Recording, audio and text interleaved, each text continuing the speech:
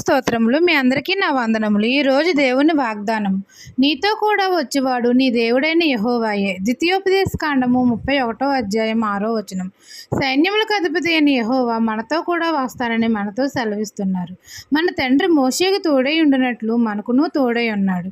తండ్రి ఆజ్ఞలను కట్టడలను జాగ్రత్తగా విని మనం అందరం పాటించిన ఎడల మన దేవుడైన యెహోవా మనతో కూడా వస్తాడు. మనం ఎవరికీ భయపడవద్దు, జడియవద్దు, దిగులు పడవద్దు అన్న మన తండ్రి మనతో సెలవిస్తున్నారు.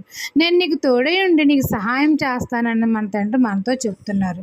తండ్రి అయిన యెహోవా మనకంటే ముందుగా వెళ్తాడు. సాక్షాత్తు ఆయన మనతో ఉంటాడు కాబట్టి మనం అందరము తండ్రి చేయి విడిచిపెట్టకూడదు. ఆయన మన రక్షణ శృంగము, కేడము, మన కోట, ఆపదలో నమ్ముకొనదగ సహాయకుడు. మనలో ఉండి మన చుట్టూ అగ్ని కంచె వేసి తన దూతలను కాపుదలుగా ఉంచుతాడు. ఎటువంటి దుష్టుడు లోనికి ప్రవేశింపనీయుడు. మనతో కూడా వచ్చేవాడు మన దేవుడైన యెహోవాయే. ఈ దిన వాగ్దానం నా జీవితంలో నెరవేరాలని కోరుకుంటూ దేవుని సువార్త పరిచర్యలో మీ సహోదరి. ఆమెన్.